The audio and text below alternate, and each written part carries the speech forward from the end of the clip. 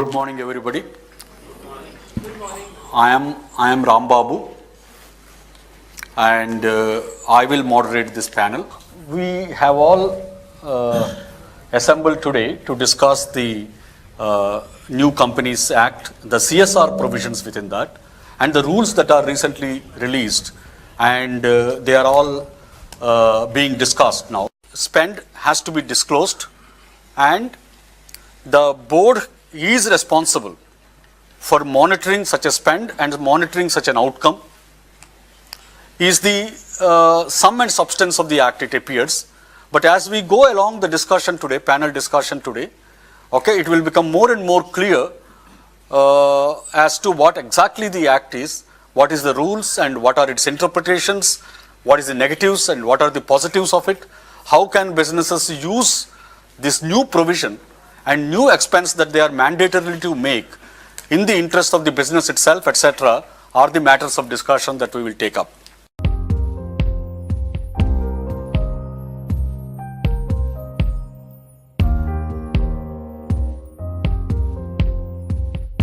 So, as I said before, I will conduct 4 rounds, and after each round I will open up for the audience comments and discussion.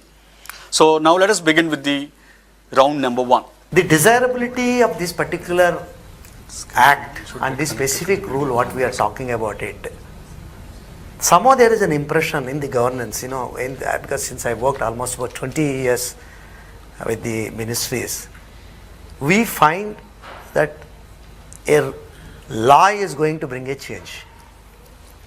And somehow it is a myth. Will the law really make a change?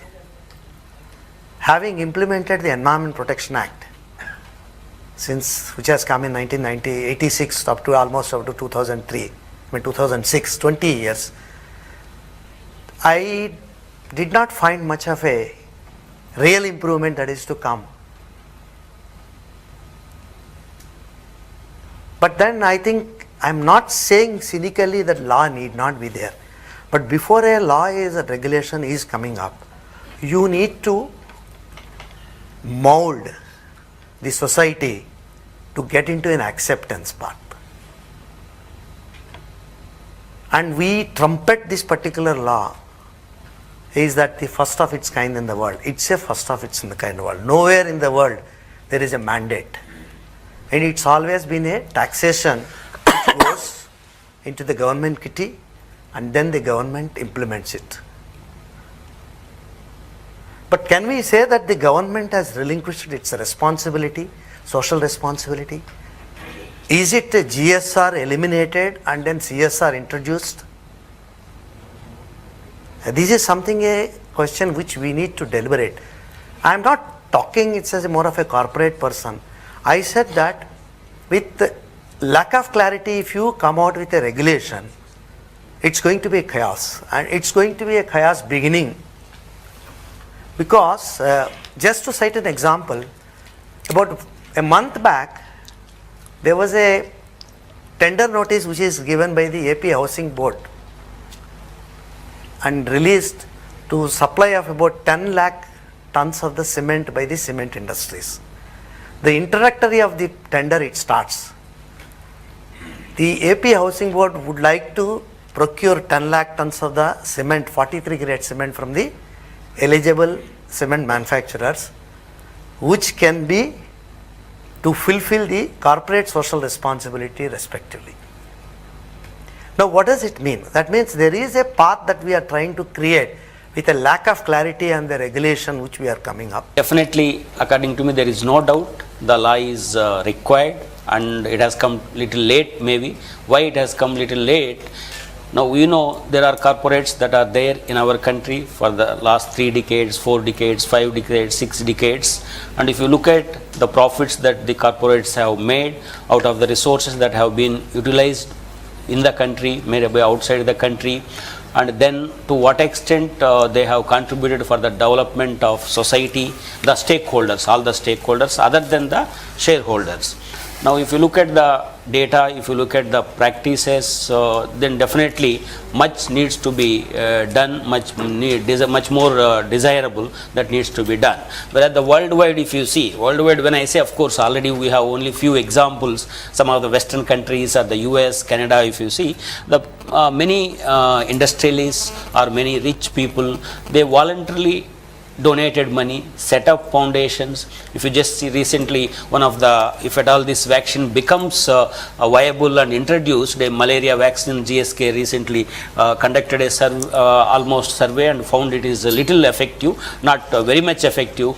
Bill Gates donated almost $2 billion.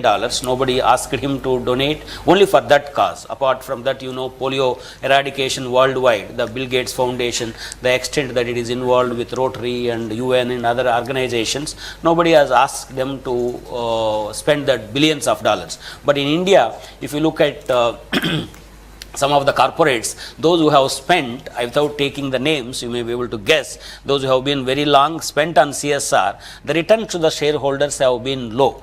Whereas the companies that have not spent on CSR, return to the shareholders have been very high. It's again a contradictory. Of course, only 2 days back there was a study in the Financial Times. If you look at for the past 3 or 4 years, the highest returns in the worldwide, the sector that gave is the oil and natural gas resources sector, which is supposed to be, as far as the ESG is concerned, not doing very well, but that has given highest returns. Whereas the other sectors gave lower or lowest returns. There is a contradiction, but definitely for the survival and prosperity, corporates have to make profits. But if the corporates have to make sustainable profits and they have to make for longer term, then society, all the stakeholders also have to be highly, at least healthy. If they are not healthy, then indirectly it is going to affect the companies in the long run. So therefore, according to me, not only it is desirable, an act also is very much necessary in a country like ours. If it is the first in the world, I think we need to feel proud of our government and need to be proud of our maybe the legislators, those who have legislated. But anytime any law is controversial, I don't think any law that has become universally accepted or acceptable that has become. So as we go along, as Minister on the other day mentioned in the conference, they have given a lot of choice to the corporates to experiment in the beginning. If they don't do as per the expectations, maybe law will become stricter and then it will become mandatory also. But as of now, the playground is open to the corporates.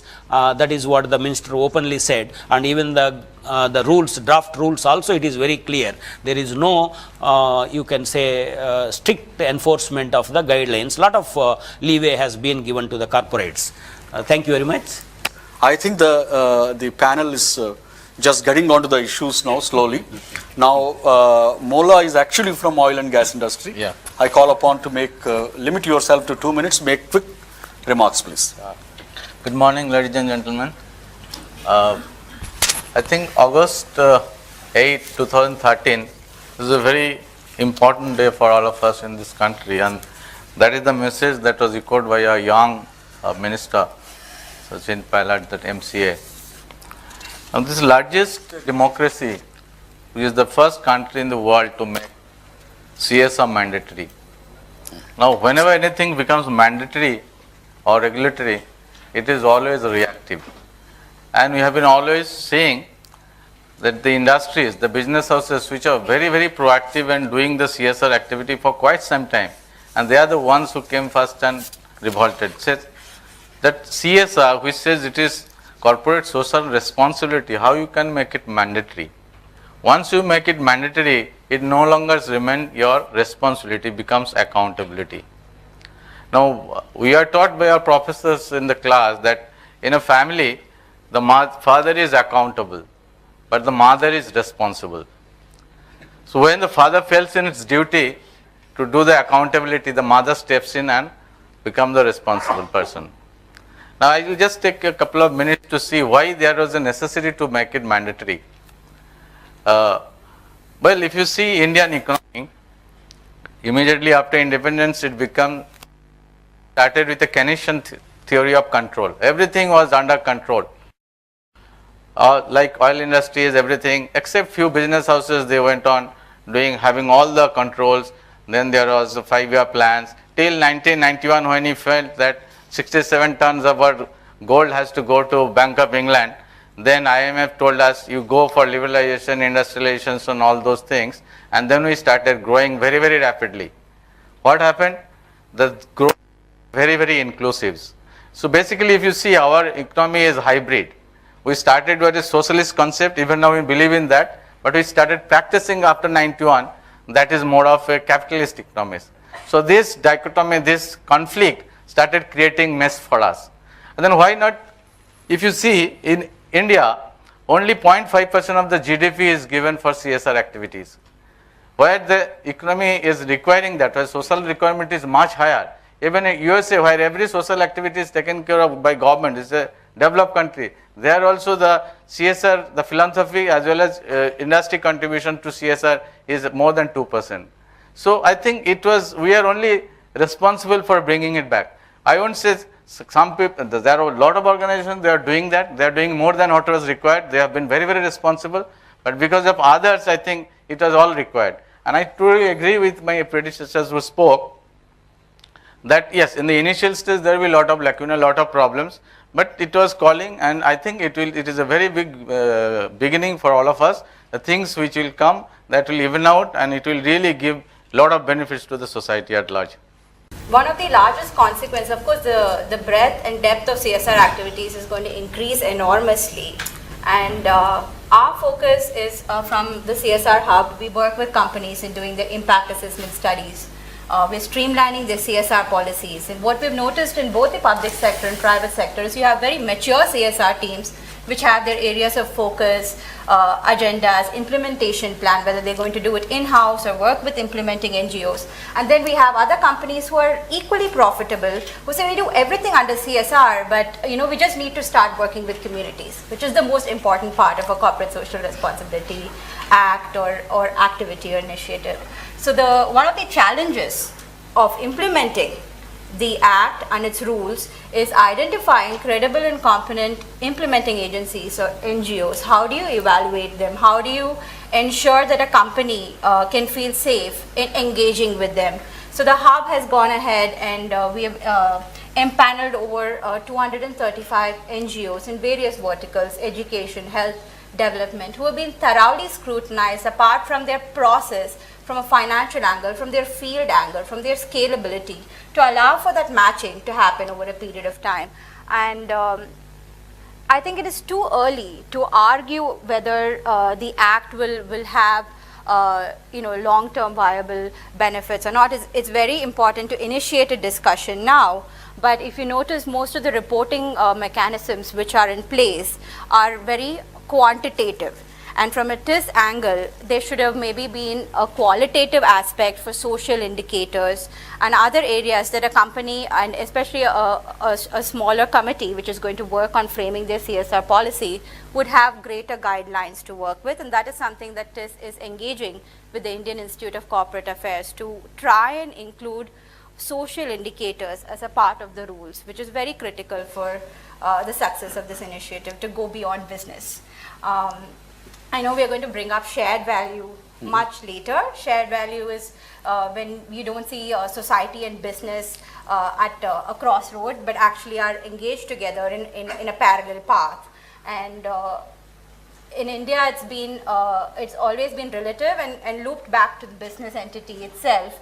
So currently, what the ministry is trying to do is quantify it.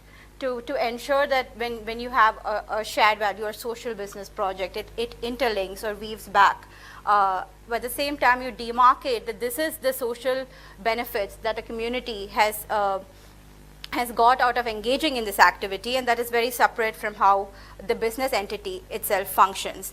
And maybe that aspect has not come out very clearly in the rules, and there are numerous questions on what is the social business project, how do we differentiate what is social and what is business, and maybe further clarity is required on that. And another thing is what TIS really is very fearful of is that you would see companies going ahead and having compliance happening at the year end, and you would see communities, when you look at stakeholder engagement, you would see community buyouts other than buy-ins, more like a Santa Claus effect. So that is an area that TIS is very concerned about, that companies actually engage in very productive community engagement activities before initiating CSR in a particular location. So community mapping, identifying who your stakeholders are, identifying what your core, your areas of operation are. So I know we're going to discuss the Chhattisgarh policy much later, how that kind of grasps, when you put money into a state fund, you lose your autonomy or control of doing CSR around your areas of operation. So those are all critical things which need to be discussed, and hoping to learn more from all of you. Our country is looking at inclusive growth. Corporates have two key issues. One is fear, and second is distrust of its stakeholders. And through inclusive process, this will be mitigated. Definitely will be mitigated. Because what's brought in through the project mode in this act, in this law, is that there has to be measurable reporting of what is being done. What's happening is, if I say, I have done this, like India Shining, I don't want any positive or negative connotations to what I'm saying. But the benefit, the value of that benefit is not communicated to people who receive that benefit. They don't see value out of that benefit. So unless there is a measurable content to what has been done, and that can be communicated, okay, this is the benefit which has accrued to you through this, it doesn't happen. So this is what will come in through this act. Lastly, all the three would gain. The corporates will gain from this because they will develop the future markets or current markets. They'll be able to give measurable inputs to what they are doing, to public at large, to all their stakeholders. The beneficiaries will gain out of it because they will understand what they have benefited from what has happened. Because till now, they may not be understanding what they have benefited actually. And thirdly, the country will gain through inclusive growth and development. Thank you. Mr. Vishwanathan, I think if you can throw some more light on the act and the rules and the operating part of it, because I think that's where we are missing, while commenting on the desirability. Good morning to all of you. I think the act is very much desirable. The intent is very much desirable. But I think where we may probably go wrong is a rush. I think we are rushing the whole thing to almost all the corporates in India which are going to earn more than 5 crore of profit. Yeah. Which means that it will cover a very, very large, significant quantum of the corporates in India. What the government is trying to do is basically to shift a part of its responsibility to the corporates and actually push them to do certain activities in the areas in which they are operating, particularly the areas in which they are operating, in the localities in which they are operating, so that the process of growth can be hastened. While per se it is desirable, while there was some discussion as we could have collected it as taxes and implemented through the government, but if you collect it as tax, not even 10% will actually go down to the beneficiary. At least if the corporate spends, you can be rest assured that at least 95 to 100% of it will go down. So it will definitely improve the efficiency of the whole process. With the leverage given to the corporates across various spectrums, now corporates have to look at it as how they will be able to use it to further propel the business. Because Indian businessmen per se will act if you are able to project to them very clearly how it is going to benefit their business. If that connect is established, the act and the implementation will be a grand success. Without the connect, it will merely be a compliance, it will be a form filling exercise, and the desired results will not come in. On the detailed provisions of the act and the rules and other things, we will definitely touch upon as we go along. But one thing I would like to say is that they could have made the implementation in a much more phased manner. Like initially, they could have touched upon all the companies which are listed. then go down to something which are much more, which are in private hands but which are having larger operations, and then slowly move down to all the other regulations, which was even being done for the earlier company law also. Like today, at one stroke of the pen, you are saying that a company which is actually a holding company of a promoter, which is getting a dividend income of 10 crores a year, is also now coming under the CSR responsibility. So the promoter will have the main operating company, he will have his holding company, he will have his private company, everything comes under CSR. So what will happen is, initially it will actually be a pain, and if the connect is not established, people will look at it more as a compliance. There will be a lot of bad fish floating around in the water, as Madam had indicated, and a lot of cleanup will happen. I see a very correct point there, essentially because of the SEBI's BRR addressed the first 100, top 100, and even the PAT, Perform Achieve Trade of Bureau of Energy Efficiency, addressed about 700 companies, etc., etc. So it's always good to do that. But little away from that, another thing that has been worrying me and the panel has addressed is that it could have been 2% tax. Why? There are certain guys abroad, especially abroad voices outside India, has said that how can you ask the corporations to follow their own social development agenda? It's just against democracy. How can corporates? The district collector has to approve the projects. Absolutely. The projects are, guidelines are there, and money is not spent by MP. The district collector has to certify. Then only, that's why the money is not spent. Here, the corporates have full freedom, as of now. Full freedom. Yeah, next round we will discuss actually what is that level of freedom. Paresh, a brief Just comment. very small, 2, 3, 4 points. Yeah. Very small. Yeah. First of all, the issues which Shubha raised and my friend Bhaskar raised. If the efficiency was there and the way government was spending, then corporate executive efficiencies or efficiencies in execution would not have been brought to the fore. And this is what the Act brings it to the fore. Secondly, the duplication or things not needed, this is what's happening now. So when the board is monitoring, I hope and I believe it will not happen. That is the whole idea. This is how CSR is happening now. What Shubha is saying is 100% right. And that is what we need to change. Precisely for that is the Act where it will help us go forward. So 2 points. Third point, as far as the Chhattisgarh thing is concerned, Chhattisgarh government has been sent a stinker, and I'm saying it publicly. They've already reversed that. So there's no point quoting that, because whenever there's a money flow, everyone wants to dip his finger into it. So that has been retrieved. Please not. They have retrieved, is it? It has been. They have been sent a stinker. I mean, Okay. I'm saying very politely. Okay.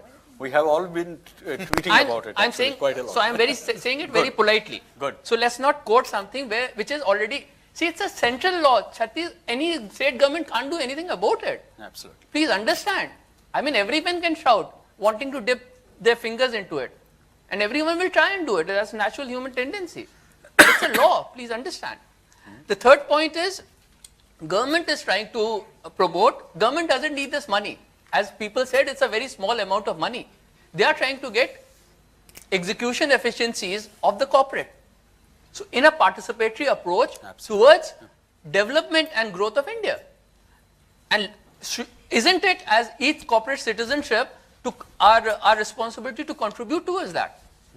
And lastly, these are the only points. Thanks for time. Thanks a lot. I think it's a wonderful thing. That means it's looking, the Act and the rules are looking at much more than the 2% contribution from the corporate. They want them to come in and take note of the problems of the country, environmental, social and economic problems of the country, and see how can they deploy their resources in addition to this 2% to address some of those problems while addressing their own business issues. I think next rounds we will come and address some of those things.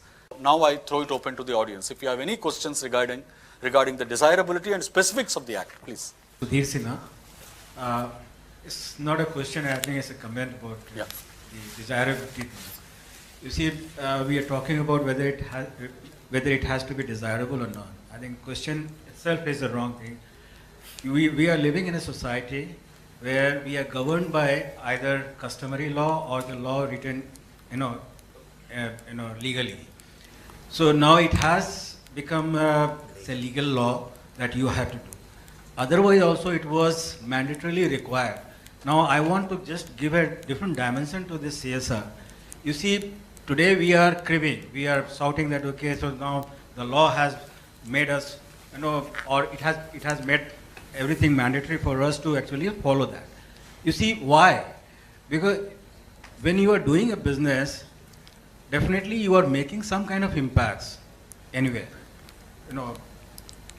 It ranges from various, I think the stakeholders are very wide and varied. So when you are making an impact, I am talking about the negative impact, then it becomes the responsibility of the company or the organization or person to mitigate those impacts. Without mitigating those impacts, you say that, okay, we are going to put in some money for the charity, which is going to help somewhere in education and all. I think that is secondary thing, but primary thing is that you have to go for mandatory mitigation part, which you have to do.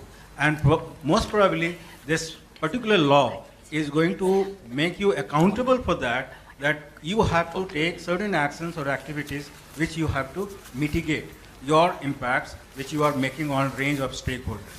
And then you are moving on to the, second philanthropy or whatever, you can call it. So this is why, in fact, it is desirable, it is mandatorily required, not desirable. So this is one. Second thing, in fact, coming on to what Paresh you said, there is lots of confusion in the law. Now, the law says that, okay, 2% has to be spent on CSR. For that, they have given you the sub-clause, which has to be, in alignment with the CSR policy has to be in alignment with the Schedule 7, right? Now, Schedule 7 has given you certain activities, right? Two things. Number one, the policy, which government is calling that policy, is not the policy. Policy is about the expression of intent. That is not going to change every year. I think what they are referring to is the action plan. They are asking for the action plan. And action plan you have to give annually. So this is one confusion in the law. And then the Schedule 7 is very limited. It is actually in alignment with the MDGs. They could have simply said that, okay, so this has to be in alignment with the MDGs. MDGs 8 goals are there, so you have to do anything or everything in alignment with MDGs.